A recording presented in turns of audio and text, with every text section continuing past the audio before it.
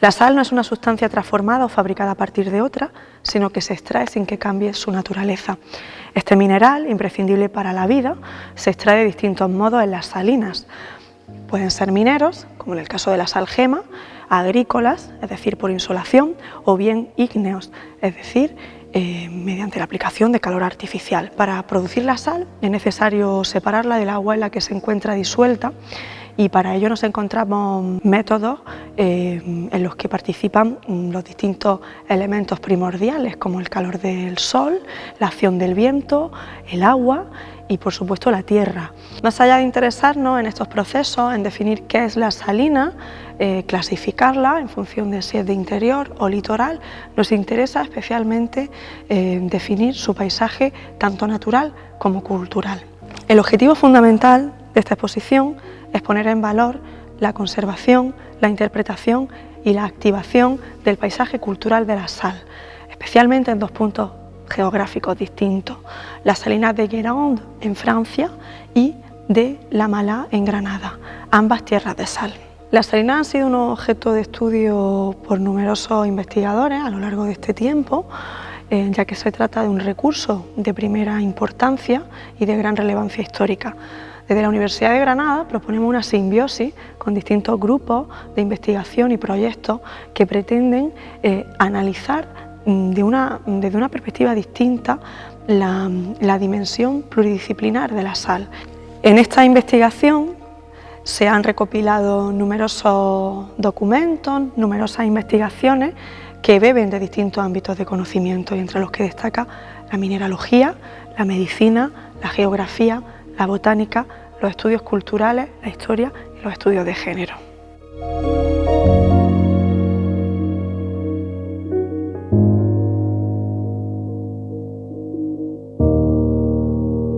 A lo largo de siglos, en el paisaje humanizado agrícola e industrial, la mujer ha jugado un destacado papel. No obstante, pese a la importancia de su trabajo, la manera en la que fue representada gráficamente tiende al exotismo, a cierto orientalismo, a un pintoresquismo costumbrista en los ojos de los receptores urbanos. La estrecha relación, incluso mítica y bíblica también, de sal y mujer hace que la representación de los oficios vinculados a las salineras fueran grabados desde el siglo XVIII hasta la actualidad. En este sentido, existen numerosos ejemplos de pinturas, fotografías y postales antiguas sobre la mujer salinera y su paisaje, principalmente en otras realidades ajenas a Europa, pero también en Europa, principalmente en Francia. Eran recogidas en cuadernos de viaje, objetos que reflejan el contexto cultural, histórico y social que ha girado en torno a ellas a lo largo del tiempo. Podríamos decir, en verdad, que la salina y su paisaje es hipnótico y femenino. Siguiendo un viaje que nos lleva del paisaje natural al cultural, esta exposición pretenderá, en definitiva, mostrar cómo la sal funciona como modulador del paisaje a través de los distintos procesos de cristalización de las sales, la deflorescencia, y cómo su efecto corrosivo va a alterar el medio natural. La cristalización de sales solubles es uno de los fenómenos más agresivos a la hora de modelar el paisaje, que además es efectivo en una gran variedad de ambientes naturales, desde zonas desérticas, áridas, zonas costeras o incluso en la Antártida. Pero además es que este fenómeno es considerado como universal, incluso fuera de nuestro planeta. En Marte hay evidencia de que contribuye al modelado del paisaje también fuera de la Tierra. La unidad de excelencia carbonato, en la que trabajamos parte de los investigadores del Departamento de Mineralogía y Petrología, investigamos sobre estos procesos, los procesos por los cuales las sales son capaces de romper las rocas en ambientes naturales, pero también en edificios, puesto que son exactamente los mismos procesos los que se sufren en ambos ambientes. Buscamos entender las causas, por qué las sales son capaces de disgregar las rocas, de erosionarlas, como digo, en ambientes naturales o en edificios, y también buscamos soluciones, buscamos posibles métodos para evitar estos procesos, sobre todo en edificios históricos, para tratar de preservar nuestro patrimonio, nuestra herencia cultural. Hay que tener en cuenta que estos procesos de cristalización de sales afectan a algunos de los más grandes conjuntos monumentales de mayor relevancia en todo el mundo: la ciudad de Petra en Jordania, por ejemplo, las grandes catedrales del norte de Europa, las pirámides de Egipto y, por supuesto, aquí en Granada, nuestra Alhambra. Todos estos conjuntos arquitectónicos sufren en mayor o menor medida estos procesos de deterioro. Realmente las causas se han investigado desde hace muchos años, pero todavía no se conocen exactamente. Si no conocemos por qué las sales son capaces de erosionar, de romper las piedras, no podremos buscar mecanismos para evitar este daño tan agresivo. Digo que se conocen desde hace muchos años. Ya incluso Heródoto, en el siglo V a.C., observó que las sales eran capaces de dañar la piedra que constituían las pirámides. Es decir, es un fenómeno que se ha conocido desde tiempo prácticamente inmemorial.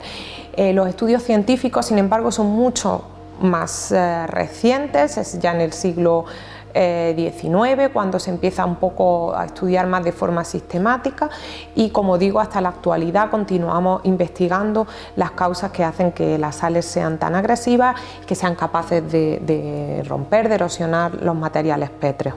Las sales pueden aparecer en las rocas como eflorescencias, es decir, depósitos superficiales que son bastante espectaculares, bastante evidentes, y que de hecho en el paisaje natural se observan y llaman la atención al hombre también desde tiempos inmemoriales, o como subflorescencias, que es lo contrario, es decir, son formaciones salinas en el interior de los poros de los materiales pétreos, que, aunque no son tan espectaculares, no llaman tanto la atención, son bastante más dañinas o más efectivas si la vemos a la hora de modelar el paisaje, puesto que son las sales en el interior de las rocas las que son capaces de romper los minerales que constituyen esas rocas.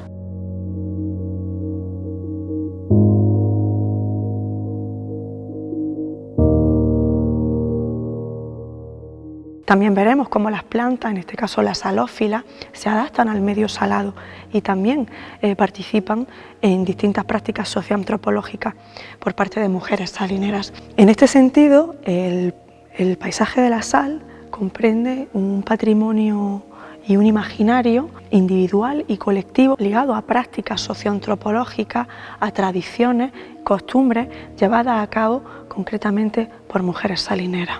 El paisaje cultural es el resultado de la interacción en el tiempo de las personas y el medio natural, cuya expresión es un territorio percibido y valorado por sus cualidades culturales, resultado de un proceso y soporte de la identidad de una determinada comunidad.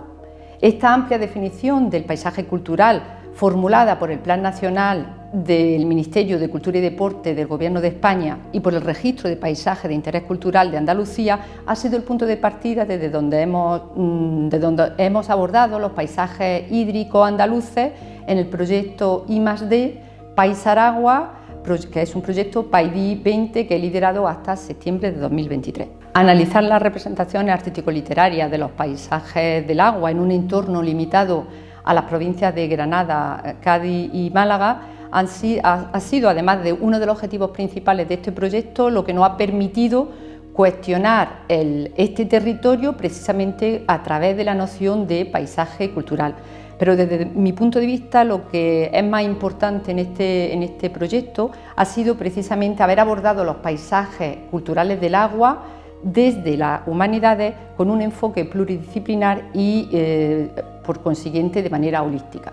La teoría del imaginario y la hermenéutica simbólica, con la que he venido abordando mis investigaciones desde hace ya algún tiempo y que propició en su momento la creación de la asociación Mi Tema y su adhesión al Centro de Investigación sobre el Imaginario en 2012, nos ha permitido reformular esta noción del paisaje cultural desde dos aspectos básicos esenciales. En primer lugar, el paisaje como medio natural es un entorno que propicia la creación de imaginarios colectivos e individuales, precisamente por esta interacción constante entre individuo, medio y sociedad. Y por otra parte, estas interacciones constantes entre el espacio hídrico y el sujeto permiten no solo la creación de espacios geográficos antropizados y dinámicos, sino que están sujetos también a lo que ya denominó Gilbert Durand el trayecto antropológico durandiano, que es el incesante intercambio existente entre el sistema biopsicológico del ser humano y las imágenes derivadas de su entorno cósmico y social. Por consiguiente, recurriendo al nuevo espíritu antropológico y a la imaginación geopoética, hemos analizado los paisajes hídricos en este proyecto de investigación como un objeto global, es decir, no solo como espacios geográficos, naturales y físicos que están sujetos a la racionalidad del ser humano, sino también como geografía afectiva, como paisajes culturales y como palimpsestos de la memoria colectiva que están sujetos a múltiples lecturas, todas ellas válidas y legítimas.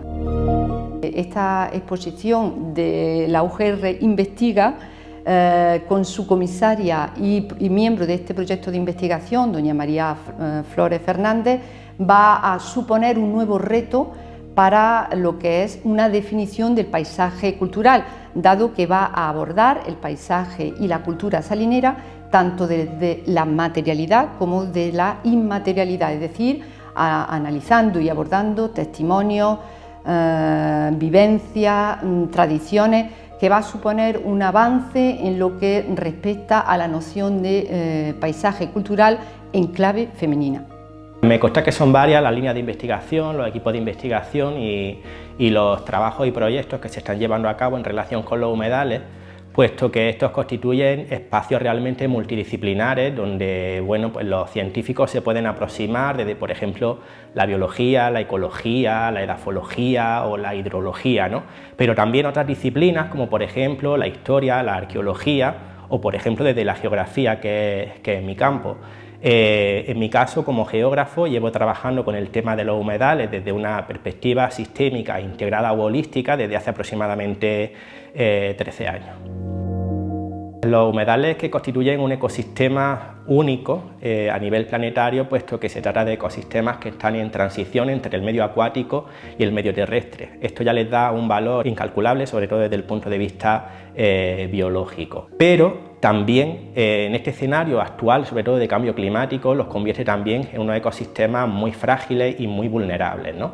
Tengamos en cuenta que, por ejemplo, y de ahí surge el convenio Ramsar sobre los humedales de importancia internacional, que actualmente los humedales ocupan aproximadamente entre el 4 y el 6% de la superficie terrestre.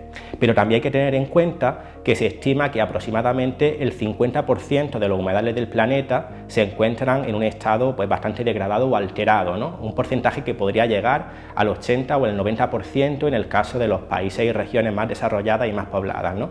Por ejemplo, en España se estima que aproximadamente el 60% de la superficie ocupada por humedales ha desaparecido en los últimos 150 años. Los humedales en general y también las salinas en particular pues constituyen uno de los ecosistemas que sin lugar a dudas tienen más marcos a nivel internacional, con pactos intergubernamentales, pero también a nivel nacional y regional para su protección, ordenación y gestión, ¿no? Podemos mencionar el marco internacional de referencia, que sería el convenio Ramsar, que está en vigor desde el año 1975 y que a día de hoy ya ha sido firmado por 172 países o partes contratantes, ¿no? Pero también, por ejemplo, además de este convenio internacional, que lo que pretende es la conservación y el uso racional de todos los tipos de humedales, incluyendo los humedales culturales, como el caso de las salinas, por ejemplo, en el marco español también podemos hablar de lo que sería el Plan Estratégico Español para el Uso y la Conservación de los Humedales del año 1999, un plan que además recientemente, hace unos meses, se ha reformulado con el Plan Estratégico de Humedales Horizonte 2030, o por ejemplo en el caso de Andalucía, donde también tenemos una planificación regional, como sería el Plan Andaluz de Humedales, aprobado en el año 2002, y recientemente, también hace unos meses, ya se ha asumido el compromiso de reformular este plan de cara al Horizonte 2030. Además de todo este tipo de marco, podemos hablar también de diferentes catálogos a nivel internacional, como por ejemplo la lista Ramsar, pero también importantes inventarios, como el Inventario Español de Zonas Húmedas o, por ejemplo, el catálogo y el inventario de humedales de Andalucía. Las salinas, además de constituir un paisaje cultural, es que ya de por sí están catalogadas como humedal cultural por parte del convenio Ramsar, ¿no? Esto se deriva fundamentalmente a que este tipo de espacios o este tipo de ecosistemas, que en un origen evidentemente es natural, pero sin embargo esa explotación de su recurso, el recurso de la sal, hablamos de una explotación totalmente milenaria. Por las salinas han pasado distintas civilizaciones, distintos modos de vida y además toda la infraestructura, ¿no? Como puede ser, pues, por ejemplo, desde balsas de evaporación, diques, canalizaciones, etcétera, ¿no? Todo ello ha dejado, pues, evidentemente, un patrimonio material que forma parte de ese humedal cultural, pero también podemos hablar de unos valores que no son perceptibles directamente, pero que existen, ¿no? Que son valores intangibles, como simplemente, pues, los modos de vida, los valores simbólicos, tradiciones, incluso leyendas en torno a determinadas salinas, etcétera. Principalmente se debe apostar por ese concepto de uso racional que ya se deriva del convenio Ramsar, ¿no? El concepto de uso racional es más o menos sinónimo de lo que sería el desarrollo sostenible, es decir, podemos seguir explotando las salinas, podemos seguir explotando sus recursos, pero evidentemente desde un punto de vista sostenible, intentando siempre, pues, respetar determinados elementos y valores tradicionales. Eso por una parte, pero por otra parte también, atendiendo al paisaje, por ejemplo en Europa, debemos comprometernos a implementar el Convenio Europeo del Paisaje, que ya de por sí define al paisaje como cualquier parte del territorio tal y como lo percibe la población y que es resultado de la interacción entre factores naturales y humanos. Este concepto de paisaje es perfectamente aplicable a los paisajes salineros y, por tanto, además, y siguiendo con los compromisos del convenio, debemos apostar por la protección, ordenación y gestión de sus paisajes. Interesarnos en los componentes culturales de la salina, en su capacidad de sugerir realidades históricas más amplias, en sus elementos simbólicos, nos ayudará también a comprender mejor cómo estas realidades también están protagonizadas por la mujer salinera, a la cual se le ha negado su participación directa en un oficio en el que el protagonista siempre ha sido el varón. La mujer salinera trabajaba embarazada, con la menstruación, sufriendo graves lesiones debido al contacto permanente de la piel con la salmuera. Sin embargo, su vínculo con el paisaje de la sal es innegable. De hecho, en varias entrevistas que hemos llevado a cabo, las salineras nos han confesado que la sal es su cordón umbilical. En Andalucía Oriental, la explotación de la sal es un oficio que no ha sido lo suficientemente reconocido en la comunidad femenina, especialmente en el ámbito salinero. Acercarnos a las expresiones culturales, a las tradiciones de las salineras, nos permitirá reconstruir un reservorio de identidad propio de esta agricultura mineral. Nosotros en 1995 hicimos, a iniciativa del profesor Antonio Malpica Cuello, el Congreso Internacional de Historia de la Sal, cuya acta yo porto en estos momentos. Quisimos valorar esencialmente las salinas de interior, pero las salinas de interior estaban abandonadas intelectualmente y realmente fue el motivo por el cual si este congreso tuvo una repercusión, fueron dos. Una, el profesor Antonio Malpica, que estaba muy interesado por los paisajes agrarios, por el agua dulce, el agua de regadío y el agua salinera. Y fue elegido a raíz de este congreso, pues, presidente de la Comisión Internacional de Historia de la Sal.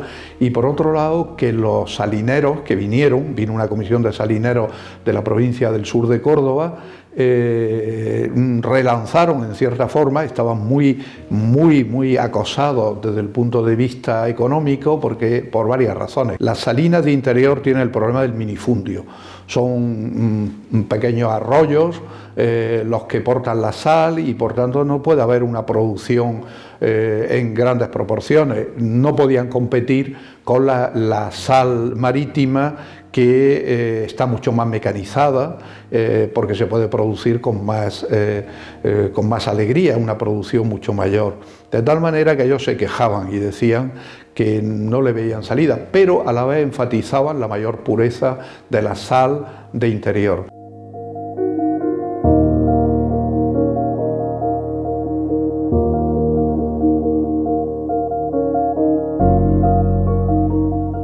¿Por qué existe la sal en el interior? Pues la sal existe en el interior porque hay un modelo de desarrollo económico de la producción agrícola a partir de la agricultura irrigada. La agricultura irrigada es fruto de una civilización oriental, fundamentalmente traída por los árabes aquí al Mediterráneo, y en este caso hace que se produzca una especie de mímesis, de tal forma que igual que se regaban los campos, se regaba la tierra y se almacenaba en un determinado punto para hacer sal. En el caso de Granada existen algunas salinas. La más importante de interior es La Malá, que como bien sabe todo el mundo, significa la salina en árabe, porque la palabra milj significa sal en árabe, y el lugar donde se produce la sal es Málaga, la salina. Entonces tiene las mismas características que tenía la salina marítima, es decir, un lugar donde se produce la condensación y otro lugar donde se produce ya la sal.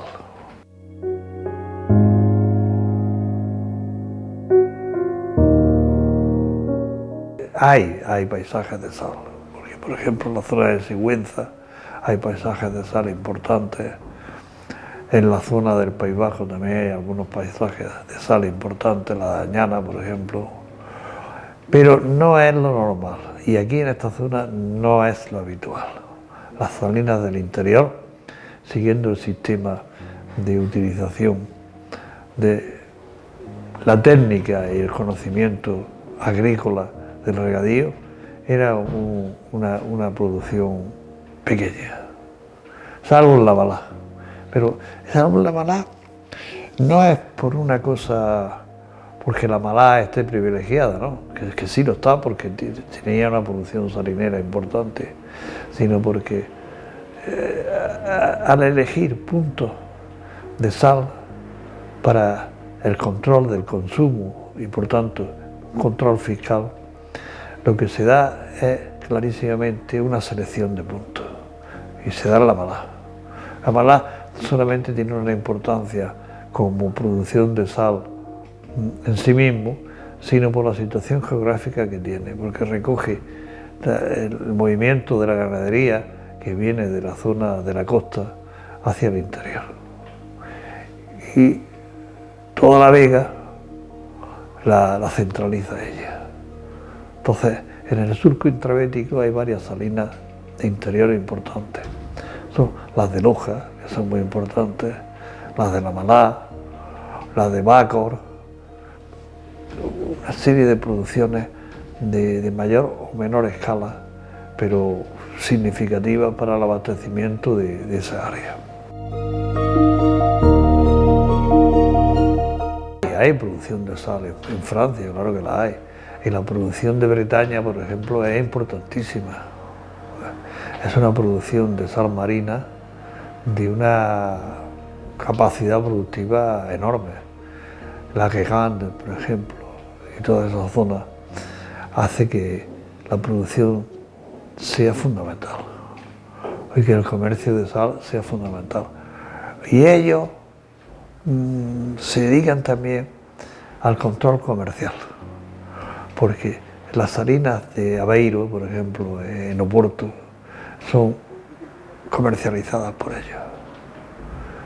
Igual que también las salinas de Ibiza tenían una gran producción de sal para Italia y para la zona atlántica.